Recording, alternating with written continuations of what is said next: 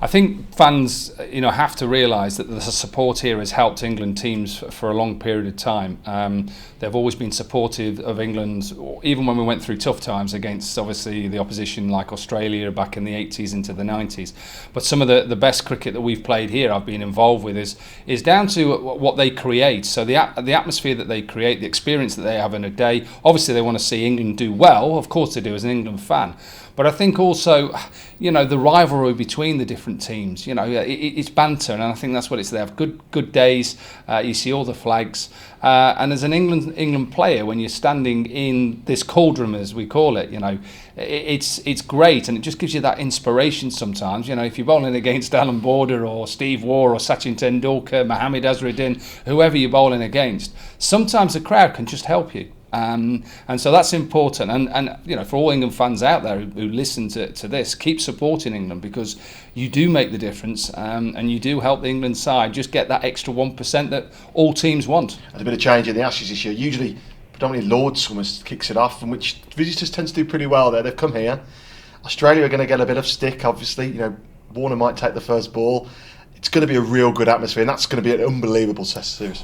Well, if you think about all the Australian Test matches that have happened here over the last 10, 20 years, there's always been excitement. You go back to obviously 2005 and that dramatic finish, Steve Harmison getting Kaprovic caught out, the emotions of obviously England winning. You see the celebrations of Flintoff and Vaughan, the despair of Brett Lee, and obviously then Flintoff consoling him.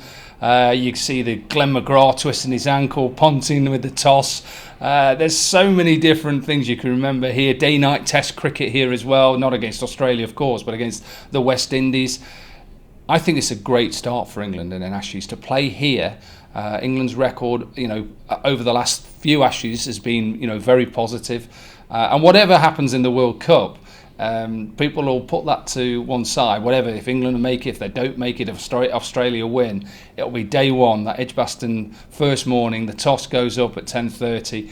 What will Joe Root do? What will Tim Payne do as Australian captain? I think the attention turns then to this stadium and just what the England fans can help that England team succeed, and hopefully England get off to a great start. It's going to be a tough series. But if there's a place that, as an England player, you want to start, Edgbaston would be it. And I've got a sneaking feeling that England will leave here, however many days it lasts, 1-0 up in the series. And my next question was, how do you think they'll do overall? Because there's going to be a lot of question marks. Like I said, we're in the middle of the World Cup. Will Chris Woakes be fit enough to play? Will Jason Roy get a start? Will he be fit enough? Will Jofra come in? A lot of question marks, but is there quietly confidence that England can win on home soil with the old Duke's ball? I think England will be very confident with the Duke's ball, and quite rightly so. I think Jofra Archer has proved since he's come into the England side. Obviously, he's got to make sure that he can stay fit throughout. I think you've seen throughout the World Cup that perhaps he's had a few little niggles, which is part and parcel of being a fast bowler. But what he can add with the likes of Jimmy Anderson, Stuart Broad. I hope Chris Woakes play. I'm a massive Chris Woakes fan. Go back 6-7 years ago when he was criticised that he wasn't fit enough, and certain ex-players, commentators questioning what he was doing in the side. Chris Woakes is a match winner, and I think that's important. In English conditions, he can win matches single-handedly. He can bat. He's a decent bloke as well. That's what you want in the team. He's a decent man. So it's a great quartet to have. Whether they go with four seamers, hopefully they do, and Woakes gets that place.